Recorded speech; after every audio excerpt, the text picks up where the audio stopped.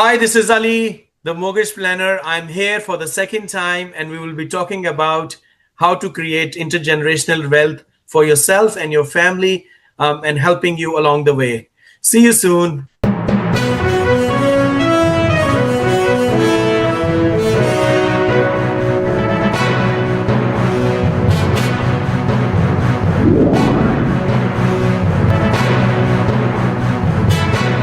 Now, ladies and gentlemen, welcome to yet another exciting episode of the Online Prosperity Show, the number one place where coaches, consultants, and service-based business owners come to learn how to build a profitable and enjoyable business, and all without the burnout, confusion, or chasing algorithms. I'm your host, Prosper Taruvinga. And if you have ever wondered how to use your finances and have a property strategy that creates real freedom, and not just financial freedom alone, but time freedom as well, then this is the episode for you. Today, I have the pleasure of welcoming back for the second time, and as they say, by popular demand, Ali Mehboob. Now, Ali, welcome back to the show, sir.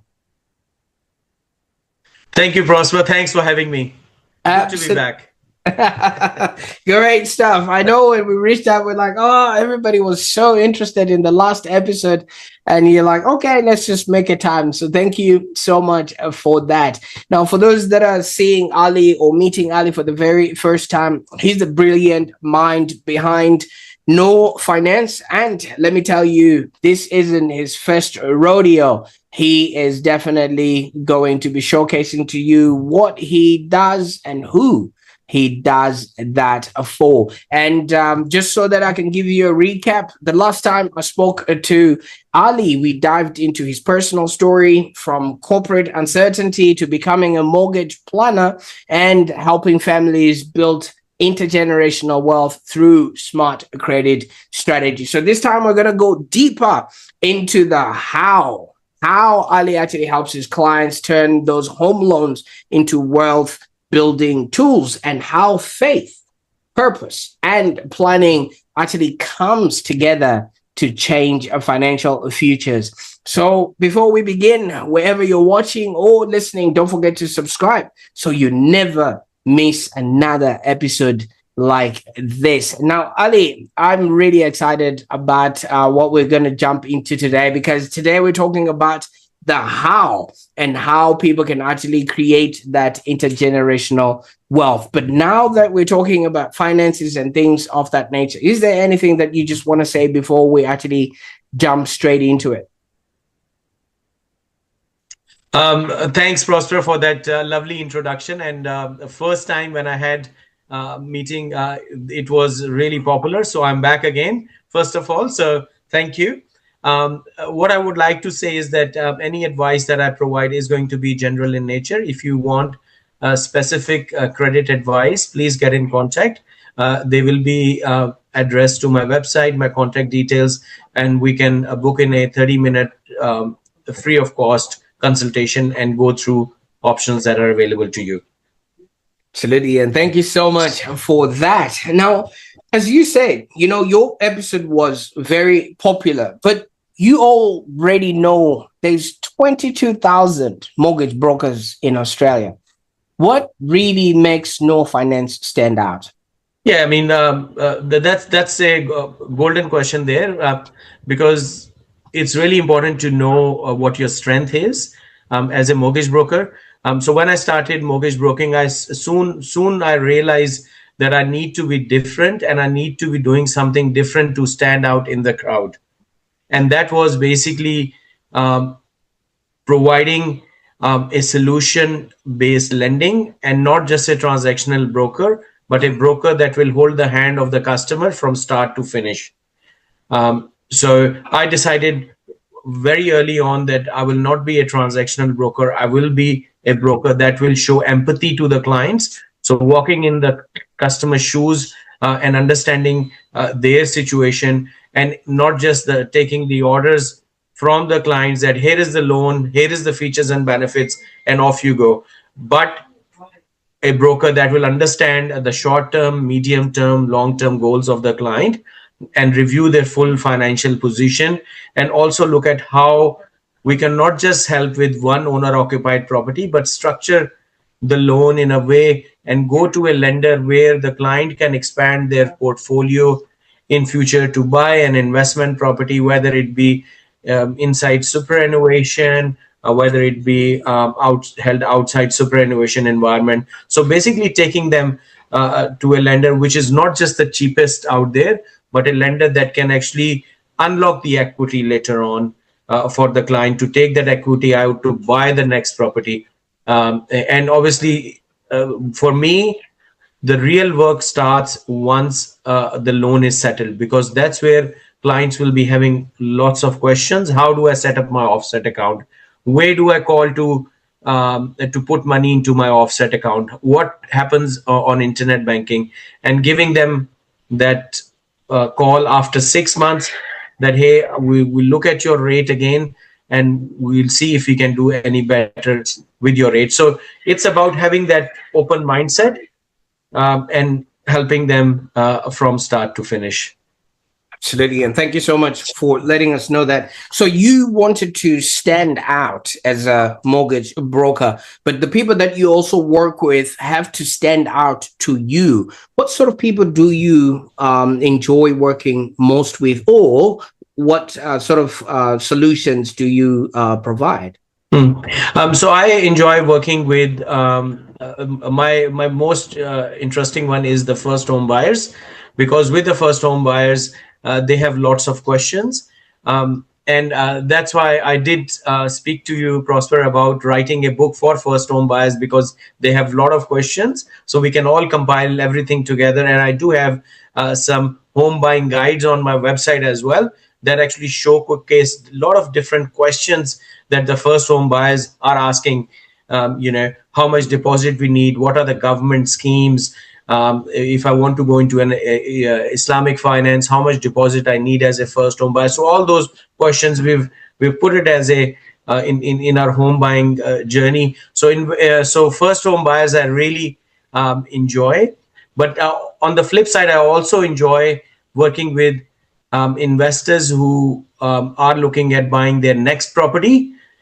So unlocking the equity, buying the next property, doing the pre-approval, and then working with a good buyer's agent to help the client to buy that property. Because what we find is that with the owner-occupied property, generally clients are aware about where to buy, because when you're buying your first property, you would buy the property where you find the best school for your kids, where there is close shopping center, where the train station is nearby. But when you're looking at an investment property, these things are not that relevant, because you want to see good rental income, low vacancy rates, and you want to see that there is capital growth. So it could be in a regional location. That's why we need a savvy broker, and also work with a buyer agent. If the client needs assistance, they can help them secure that property.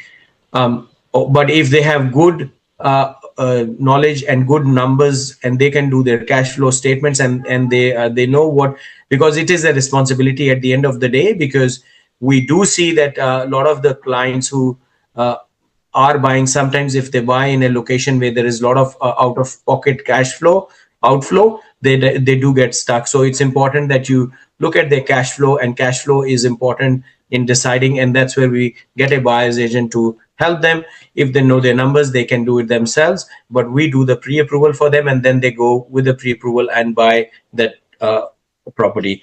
The third one that I really like working with are the more complex transactions, and they are more like self-managed super fund. So those clients where they have their existing SMSF, or they're looking at rolling over their super fund and buying property through there. That's the other one that I closely work and enjoy working with. So yeah.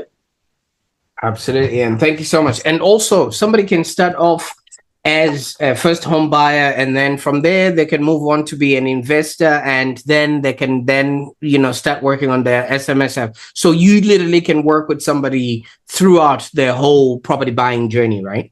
That's right.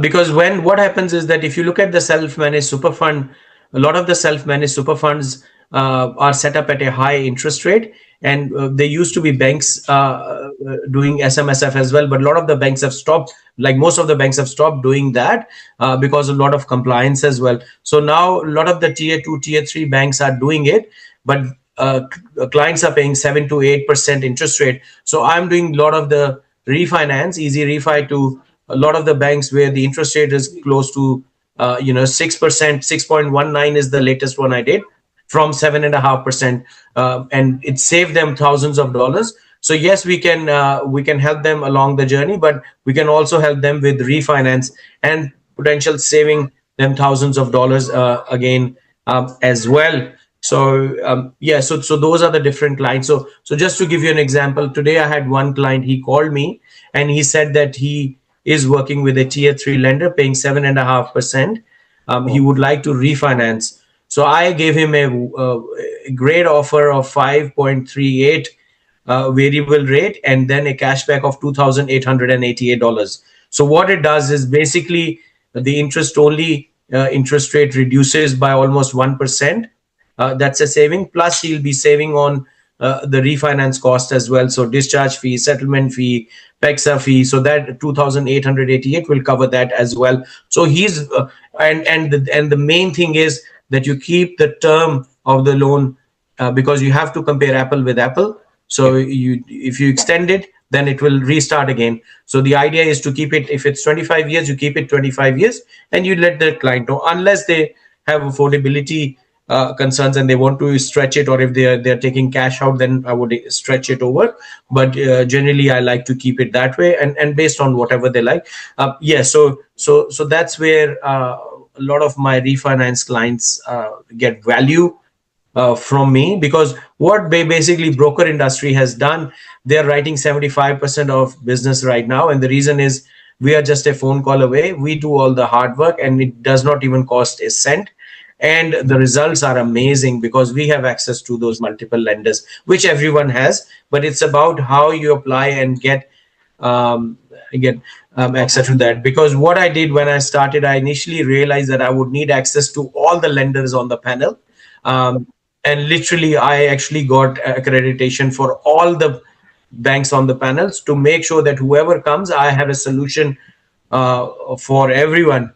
And that's where my aggregation team was really helpful. They were able to help me with getting that done very quickly for me.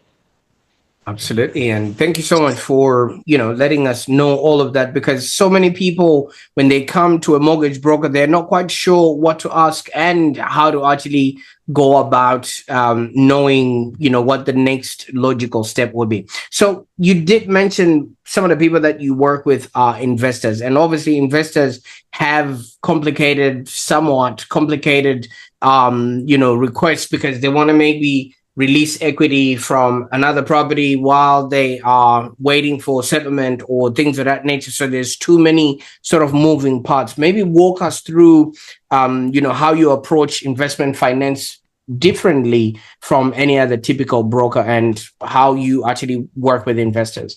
Yeah, sure, definitely. So first of all, I mean, if a client has been with me for some time, or I see that they have equity in their home. So say, for example, if the loan is say 600,000 and the value of the property is 1 million. So there is that definite equity in there. So when I'm having a conversation with the client, I will ask them, what are your short-term, medium-term goals? Are you looking at buying an investment property?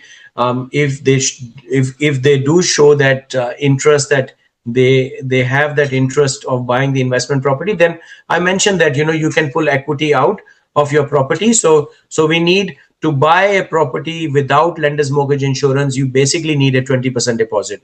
So you have your owner occupied property.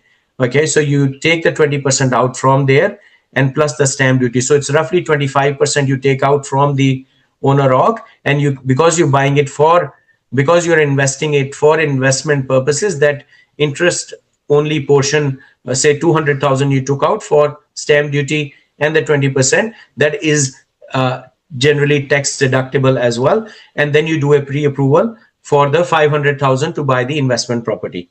Okay, so then they will have the owner occupied property, one loan, then the investment property, stamp duty and 20%, 200,000, and then 500,000 for the investment property. They can start searching, and once they find the property, they give us the contract of sale. We can start the process for the settlement and so forth. But one of the most important things a good mortgage broker looks at is the borrowing capacity, and also talks about trust structures as well. Because if you say, for example, if husband and wife, they have income of 1 million, they have a limited borrowing capacity. So bank would borrow up to say 6 times of their income. So to be able to put that property into a trust structure, and making that trust, working with a good accountant and making that trust in a positive way with rental income. If it is generating income and the trust is positive, you can go on to the next trust and buy a property and exclude this trust from servicing. So that way you can actually buy multiple properties, because that trust is a structure which is profitable in itself. So we exclude that for the next one. But if you don't have the trust structure, then obviously you're limited to buy only one property or two properties at most. There are different trust structures. There's a discretionary unit trust. Then there are family discretionary trusts as well, that they can talk to their accountant and they can set up as well. It is obviously not for everyone. It is for people who do understand, because there are costs involved as well. There are legal implications, speaking to an accountant and an investment savvy broker as well. You see, from what you're saying, it does look like there is a big learning curve. And from what I've noticed, with talking to you in the past, you're really big on education, even mentioning a possible book that you want to do maybe for first home buyers. Why is financial literacy very critical right now, especially in Australia's, property market?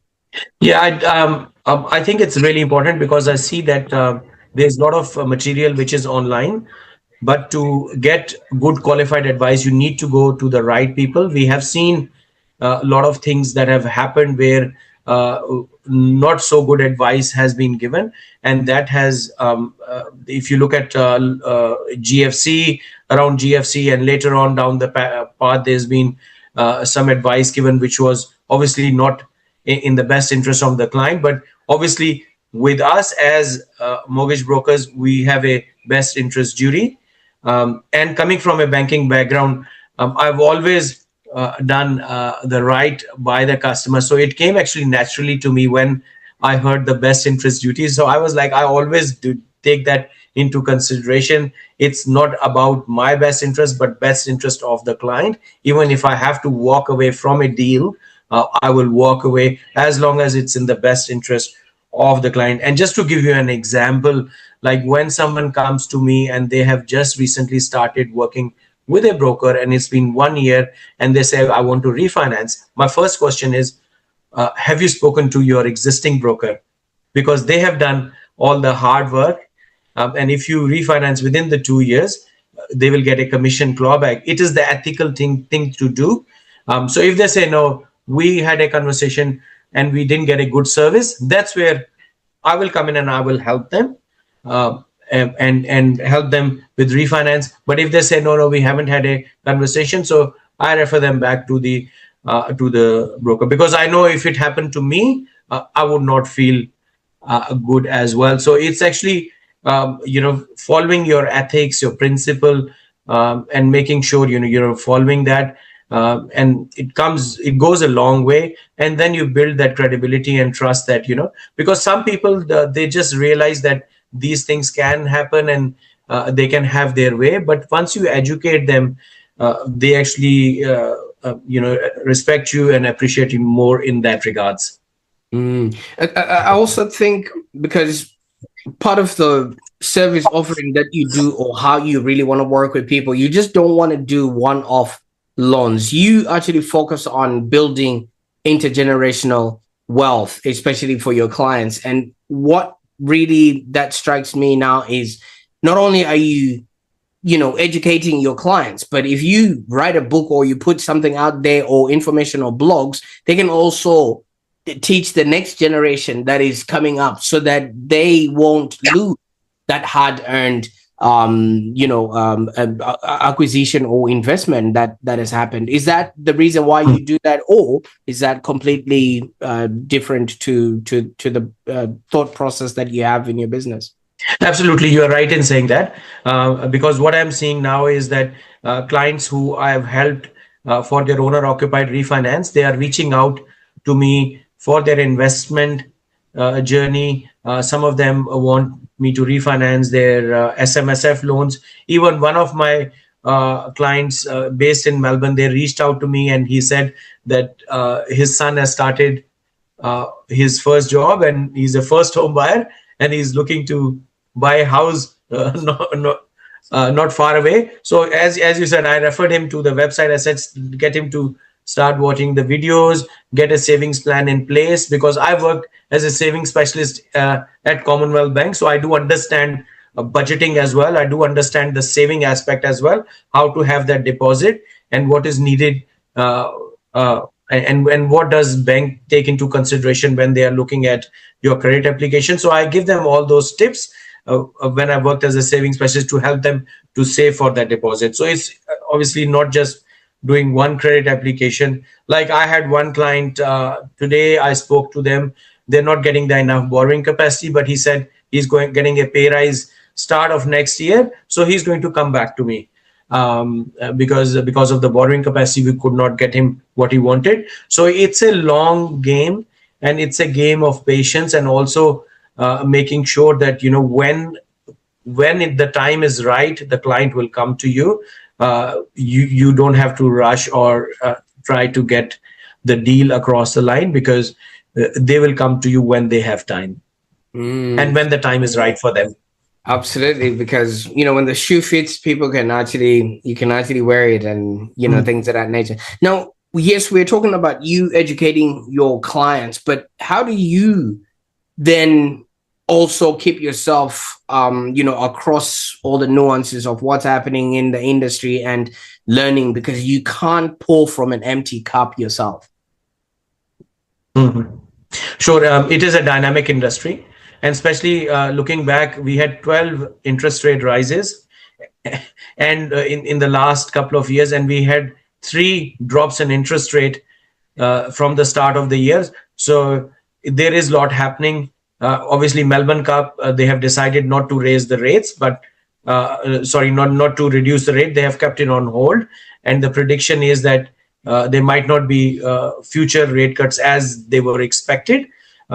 So it's really important to keep yourself up to date. But the thing that I enjoy the most is actually learning. I learn every day. I learn something new, and that's what I really enjoy. Having those banks on my panel, it gives me the ability to get an understanding. So I always try never to miss a webinar by the bank that I deal with. So I keep myself up to date.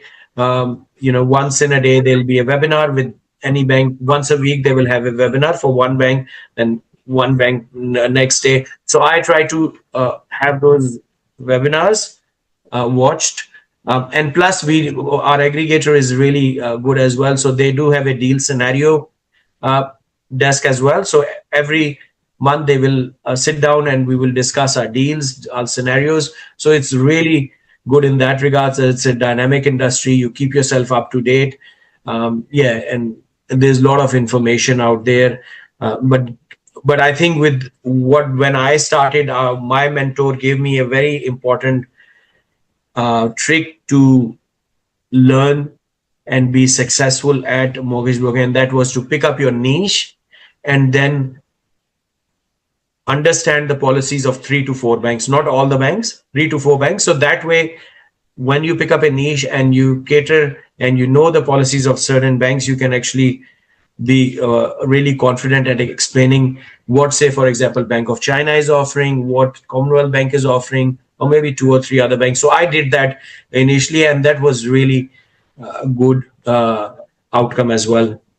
Now, we've already established your niche is, investors, first-time buyers, and people that are looking to consolidate their SMSFs, right? And according to your mentor, who then told you you have to be very specific with maybe three or so banks, but you operate in a very unique area, which is Sharia compliant lending. Now, for those that are hearing it maybe for the very first time, what does it mean, and why is it so important that the clients that you work with understand the powerful tools for wealth creation that you give to them using this concept? I do remember that actually it was a light bulb moment for me as well. And someone said to me that, as a Muslim, you can't buy a property.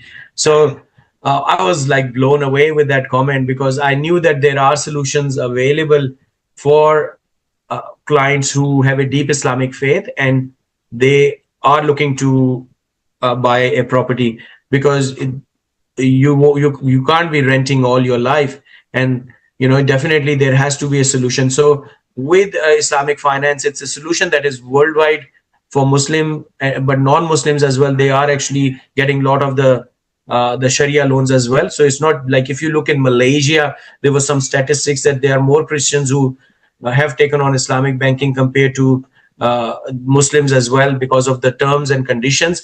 But in Australia, predominantly, we are seeing clients that I cater for. There are few tier 2, tier 3 lenders who actually offer Sharia lending. So Sharia lending is based on a principal and rental agreement. So interest is not it's not an interest based agreement. It is a principal and rental agreement. So due to some religious beliefs, they have obviously excluded the word interest from the arrangement. So it is a principal and rental arrangement. So you are basically a tenant paying rent.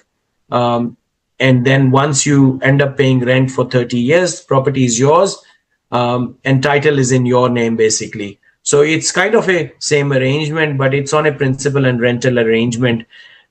Rates are, again, a little bit different as well. So there used to be a time when interest rates for Sharia lending used to be really high, but now you can, I was just refinancing a client of mine at 5.44%, less than 80% LVR, which is pretty competitive if you look at in current scenario. So that was an easy refinance. Even with the new purchases, refinance, kind of same rate you can get. And it caters for a community that obviously has a deep faith. And, I talk about with them when it comes to the fact that they talk about, whether it is Sharia compliant or not. So there is a certificate on the website, say, I'm for these three lenders that I work with. One is Al Hijaz, one is Ijara Finance, and the other one is Access Lending. So they do have a certificate that makes it halal. So their funding that is coming from is from Colcap, which is basically a funding line, which is now up to $19 billion. But the funding is not halal. But once the transaction occur, that transaction certificate makes it halal, because the contract is halal, which makes it Islamic ijara leasing, basically financing is under the Islamic principles, because it is principal and rental arrangement, and there is a certificate and signatures by the Mufti that this transaction is permissible and as per the Islamic finance principle. So that's the one that when I generally talk to the clients, I give them all three options. I discuss all the fee structure, but then I send them the certificate as well. And if they are happy to proceed with that, we look at arranging that for them, because it gives them satisfaction as well. and I don't actively ask my clients if they are Muslim that, would you like to do, because it's their choice, it's their faith. Although, I'm Muslim myself, but I don't kind of promote it in a way because it's up to them. But if they ask me, then I can help them and make sure, and I do my due diligence, making sure they get the right product. Because some of the other lenders, they do charge a 1.2% upfront fee as well, which makes it very expensive for the client. So I actually tell them upfront, these are the fees and structures. Which lender would you like to go with? Absolutely. And thank you so much for sharing that tidbit of information. But for those maybe Muslim clients who might want to invest ethically, what sort of myths or misconceptions about Sharia lending do you often have to debunk from them? Like, what do you have to really get them to understand to convince them that, yes, this is actually halal? Yeah, so there has been a bit of a misconception, because we have seen in the past, there's been some developers who actually ran away with people's money, and they did not deliver on their promises. And it was up in media as well.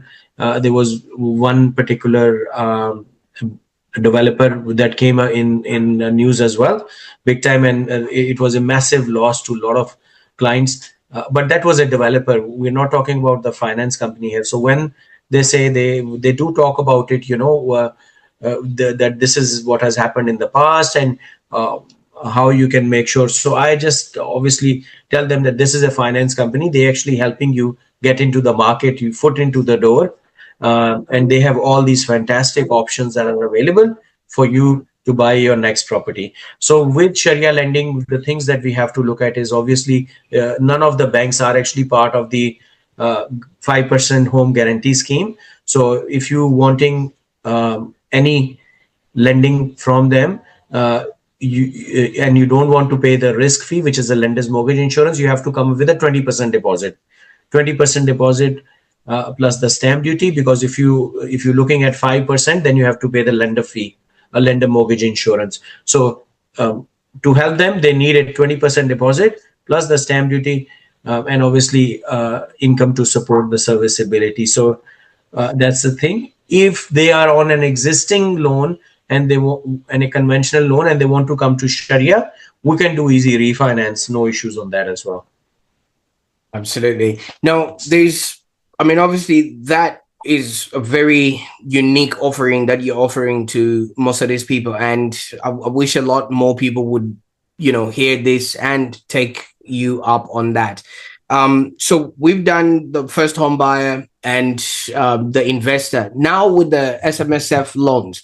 Now, those sound a lot intimidating. I'm not quite sure. You need to have a certain figure in your account. The interest rates are a little bit different. There's a lot of compliance that goes with that. How do you simplify that process for your clients so that they actually see the potential rather than the paperwork and the intimidation that comes with it? Yeah, absolutely. I mean, SMSF, there is hundreds of papers involved in SMSF. It is daunting as well. So first of all, so what it is basically, when you talk about self-managed super fund, you are basically going to be managing your super funds yourself. So currently, if you have a super fund, say with industry super fund like Host Plus or MLC or any of those, they are the fund managers and they are basically managing your money. But when you decide that you will be the trustee and you are going to manage it yourself, then you need to audit the fund, then you need to make sure you're compliant with CIS Act, and so everything rests on your shoulder and your accountant shoulder, and also getting legal advice as well. So that's where it's really important that you are putting all your hard-earned money into one basket, which is called a property, and then you are investing. But we see a lot of people actually doing that because things like GFC have happened in the past where people investment have gone down. When we look at the returns of the super fund, they are generating up to 8 to 10% unless you're in a high growth fund where you could be potentially earning 10-15%, but the risk is high as well.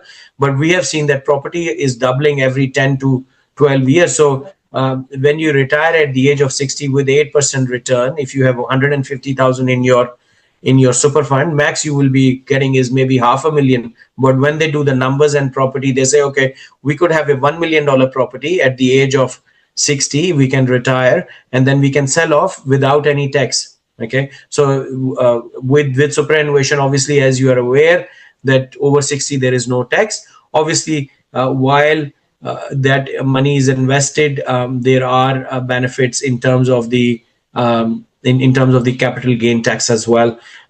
So investment earning tax is low as well. So those benefits compel people to start a super fund. So they go to a financial planner is the right place to go and talk to them, and then you engage a accountant and a mortgage broker with that. So generally speaking, if you are buying a property, say 600,000, you need a 20% deposit. So that's 120, plus you need stamp duty, say 30,000. So 150 minimum. Okay. So 150 plus your legal cost, say 150, 155 for 600,000. So the step of the process is the first step is to set up the trust deed and then the bear trust. Okay, so so that needs to be set up by the accountant. Once that is set up, you open up a bank account. Once bank account is open, you roll over your super fund into the bank account, and then obviously you will have your pre-approval ready to go with the bank. And once you rolled over the money, you can start looking for the property. So that money can pay for your stamp duty and the 20%, and then you can buy, say, 600.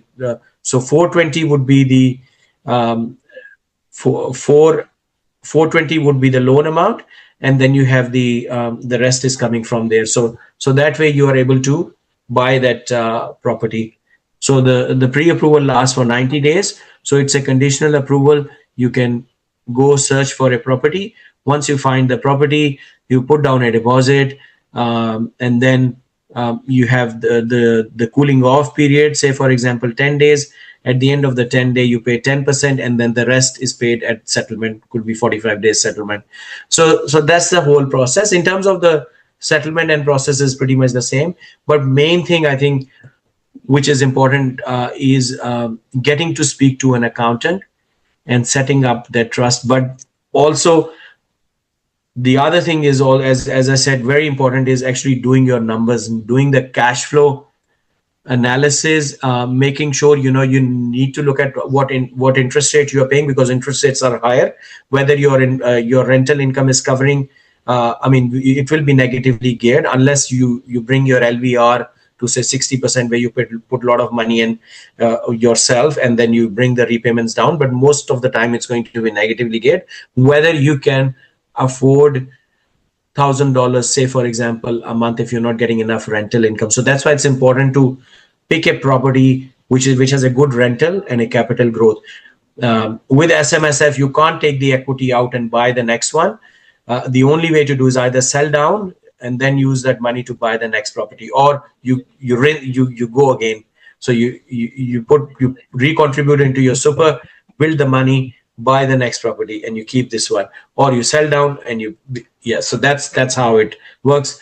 But it's the most interesting one as well, because it challenges me. It's really interesting, and it takes long, and these clients basically, once someone is in a self-managed super fund, they are in it for a long time. Because also wanted to mention to audience as well that the exit fees are a bit higher as well. So make sure if you are getting into a self-managed super fund, select a good SMSF straight away, where you're getting a good rate, because later on there could be a $2,000, $2,500 exit fees just to exit from the fund. Okay, so I had clients who were happy to pay $2,000 fee because they were getting a much lower rate. So it's good to go to someone where the rate is lower, so you're paying a lower rate straight away, not go into a higher one and then try to refinance, because it's going to cost you a lot as well. You see, from all of this, it really sounds like there's a lot of learning to be done, both on your part and also on the part of the client. And I don't think all the other mortgage brokers take their time to really immerse themselves like you have. I want you to be honest with me, Ali. What's one thing about the mortgage industry that really drives you crazy that you wish clients would understand better before they came to you?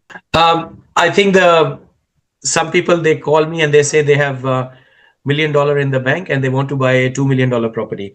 So when I tell them that, serviceability, borrowing capacity, income, and having a deposit, they're all different things. So to be able to, you need to be able to service the loan, and that is based on your income capacity and future capacity to earn income. You could have a $1 million in the bank, but you can't buy a $3 million property, because if you don't have a job, you can't service the loan. So sometimes that's a question I get, but I think if they get to understand that, and I think I will harp onto it in my book as well once I write that, that's the basic things that, and obviously as a mortgage broker I understand, but I do appreciate, they are here to talk to us so we can guide them and help them in a way.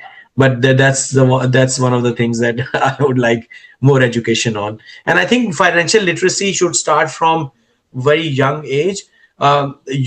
If we have a highly financially literate children and childhood, and they understand the value of money, they can be retiring at the age of 60 if they put a lot of the things and a lot of effort in investing as well, because there are a lot of options available in terms of diversifying as well, not just in property itself. There's there are share funds available as well, where if you invest today and you look at the last 20 years, like if I give you an example like Vanguard, their growth funds, and those ones, people have generated a lot of wealth through there, where they have invested their kids' money in there as well. But it comes with their ups and downs, but there are great ways to diversify. Property is one of them.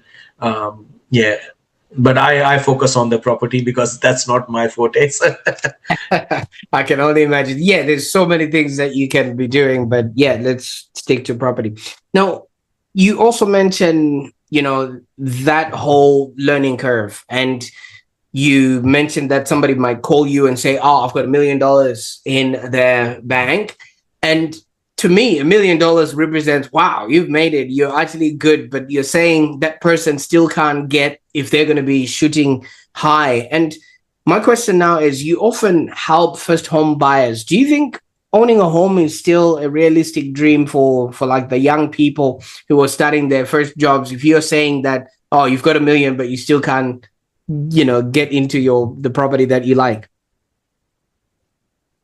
Yeah, I think when I was working at my last role, I remember I had some graduates, and I spoke to them, and they said, "Oh, it's so hard to get into the property market.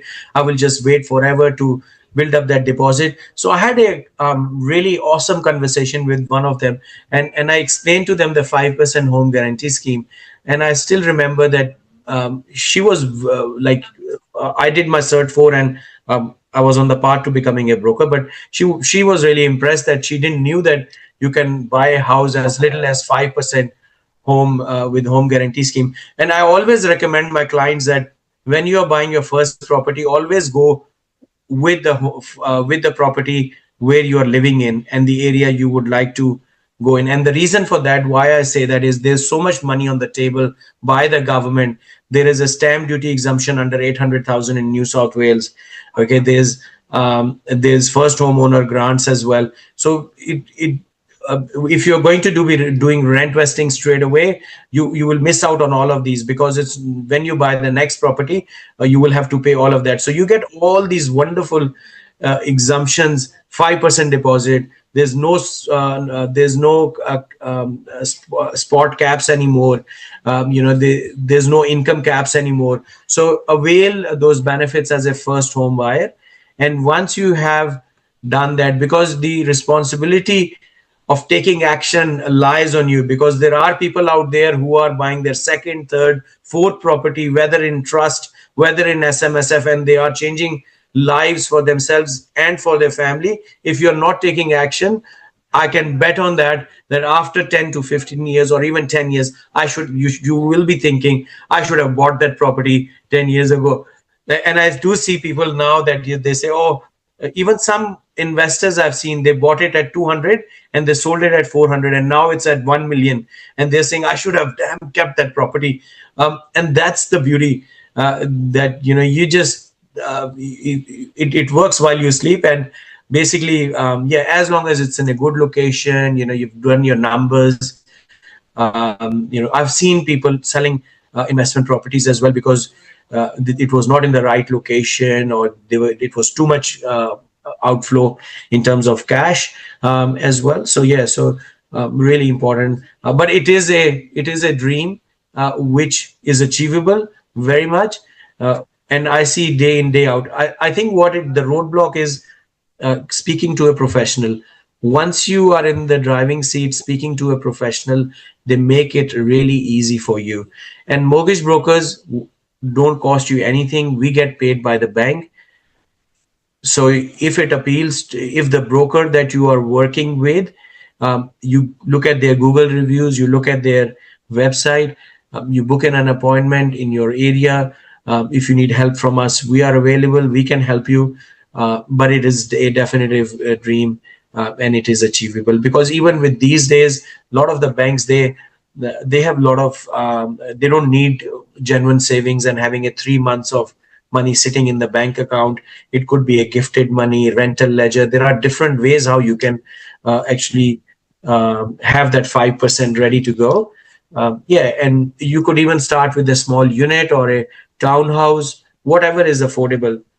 Don't stretch yourself. Once you are in there, it will just do its magic down the path.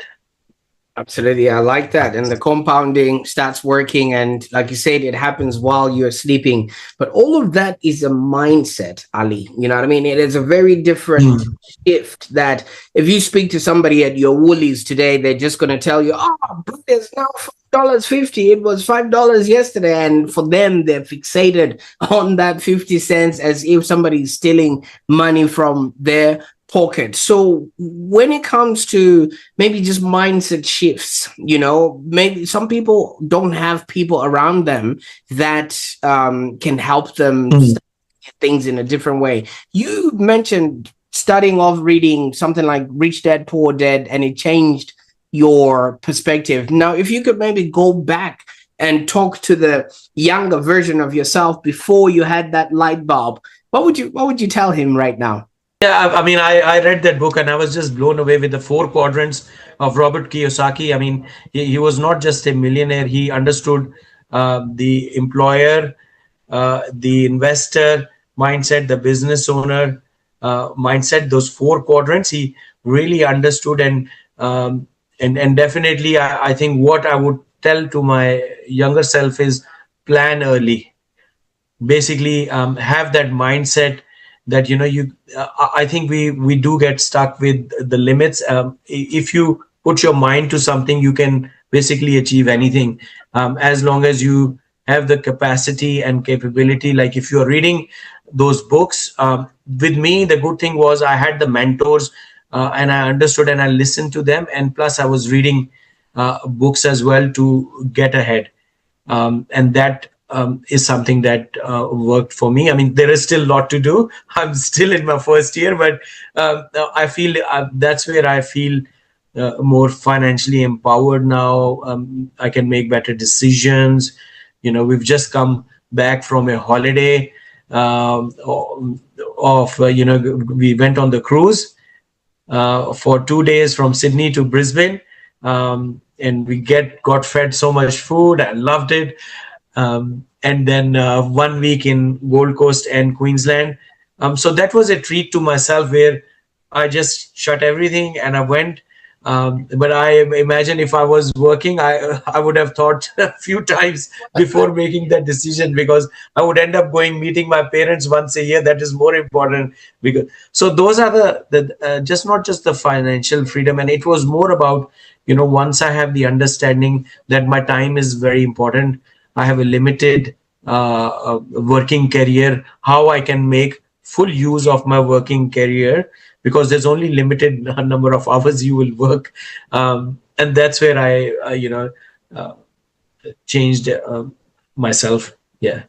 Congratulations. I think you've achieved something that most people only dream about. You know, the fact that you can just leave, and I don't know about you, Ali. I'm working right now, and I bet you are also, because because you can create for yourself, instances like this, and you're dealing with people you just love working with and things of that nature. That's remarkable. So you've done that. You've blended purpose, profit, and peace. How did your personal faith really influence the way that you've built Noor Finance? Yeah. So obviously, um, I had the deep faith in myself as well, and obviously prayers of my parents and my family members. My wife has been really supportive as well, and she's doing a lot of Excel spreadsheet, and keeping all the budget and everything, making sure what are the expenses, what's the revenue, how are we going to be better in that space as well, because I'm busy writing loans. so, so she's the one who's doing that. Yeah, so that's how it's all working. Absolutely, and congratulations. Now, if one of your clients was maybe sitting right here, with us, and we're just, sharing and talking, what do you think they'll be saying has been the biggest difference that you have offered them, as opposed to working with other mortgage brokers out there? Yeah, so I think when I read the Google reviews, that's where I feel really happy from inside, because that makes me feel that I've made a real difference in someone's lives. To get an award at a ceremony, to be awarded the best broker of the year, is probably not, I mean, it's still very important to me, but more important is that review, Google review, where the customers say that my broker, the words that I actually highlight the words they use: responsive, quick, help me save money. So those are the words I usually get, which means that there was a benefit in them. The service was quick, the calls were answered, and they were able to save money with convenience as well. So those are the comments. We have over 35 plus 5-star Google reviews, and it keeps on growing, which is fantastic. And it's because of the, not just about what I do, it's about my team, my technology team, my website team. They've done a fantastic job. As you can see on the website, they have put a booking calendar there. They have a box there where you can go in there, and then I get the lead and set up everything.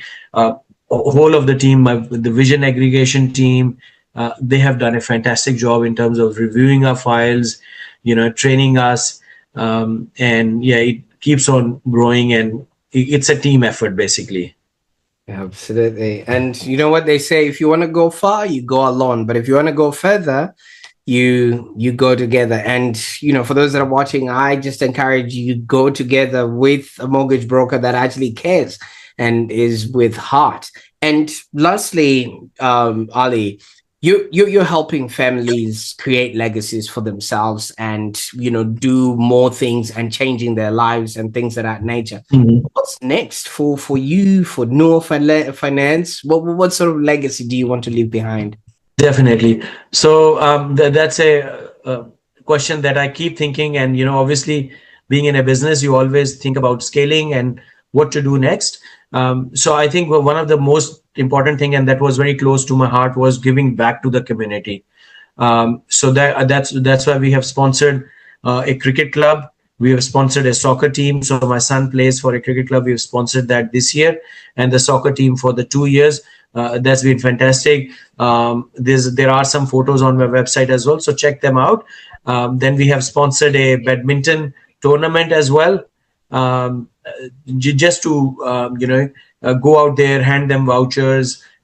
So basically, what it is that you're helping the club as well to get kids soccer balls, all of that with that sponsorship. Plus, we are also offering a reward voucher as well. So it's basically a referral voucher. So if they refer someone to us and they go through and the loan settles, we give $500 to the person who referred. So it's kind of a referral voucher we were giving, and obviously it's an encouragement for them to refer other people to us so they can get some reward as well. So that's very important, and I think I want to keep doing that. I want to keep doing more on the global stage as well, because if you are doing well, you should be helping others as well get ahead. So that's my concept. In terms of the business, we feel we can expand more, so that's why we've got Sadia in the business now. So she's going to be doing a lot of the back office. She has left her job and she's come into the business. So she's officially retired now. So I have retired her this month, so she can give full attention to the family. She can have more time for the boys and my lovely daughter. And plus, if she wants to work part-time, couple of hours in a week, she can do very well spreadsheet. So she can manage all the expenses and the income side while I write the loan. So yeah, so we are getting her, she's getting all the logins as well. If she has to support in writing the loans as well, she'll be doing her Cert IV. So those things are coming. We did decide to hire offshore as well. That is still in pipeline. But great things. We are signing new partnerships. Like we have Platform Finance, where we send all our asset finance deals. Then we have Loan AI options, where we do send a lot of the consumer stuff, because I predominantly focus on the residential and for those deals, because it's a one-touch approval process for the client. It's much simpler. It's much easier. It's easy to deal with if they're dealing with professionals straight away. And I focus on the resi side. Yeah. So we are building up some good partnerships with accountants as well. So recently I signed up a partnership with an accountant. They are starting to refer me some clients as well. So it's so that's what's been happening. Absolutely, and congratulations on retiring your wife. That is remarkable right there, because if you're doing this and it's literally having real world impact, not only for your clients but also for yourself, that is such a remarkable news. And I've got a feeling this is not the last time we're having you on the show with all this growth things that are happening. I think maybe we should get you back again, especially for your book launch. Definitely. And I think with my wife staying at home, I'm getting the best biryani as well. So as you know that I love biryani. So yes. I've been well fed as well. So absolutely. And I can so foresee you buying land close to you so you can put a couple of horses there as well, because that's another leisure of yours, right? That's right. Horse riding I love it. So growing up, I learned horse riding almost to the professional level, because I had very strict people who like the horse riders who trained me. And we used to ride horse without a saddle. So that was the extent of training we had. So it was a full on, but good, loved it. But yes, since I've moved on, I haven't ridden for many years.